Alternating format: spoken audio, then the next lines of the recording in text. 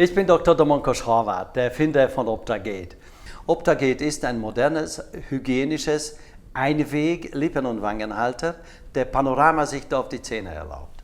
Ja, die besonderen Vorzüge von Optagate sind einerseits die schonende Charakter von Optagate, die schonendes Abhalten der Lippe und der Wange, und andererseits sein dynamischer Charakter. Der ist sehr gut für die Behandler, weil dieser dynamische Abhalten der Lippe und der Wange, vor allem dadurch, dass es flexibel ist und frei von jeglicher harte Kunststoffteilen, ermöglicht sämtliche Funktionsbewegungen während der gesamten Behandlung.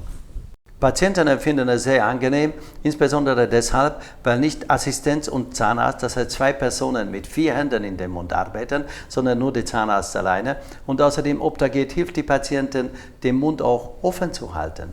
Optagate einsetzen ist wirklich einfach. Es gibt aber einen wichtigen Tipp.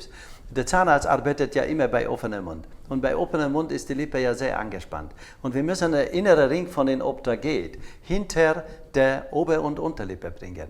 Und der Zahnarzt muss in dem Moment eine kleine Kommando für die Patientin geben, bitte leicht schließen. In dem Moment entspannt sich die Lippe und der innere Ring, der dickere Ring, rutscht wie von selbst hinter die Lippe.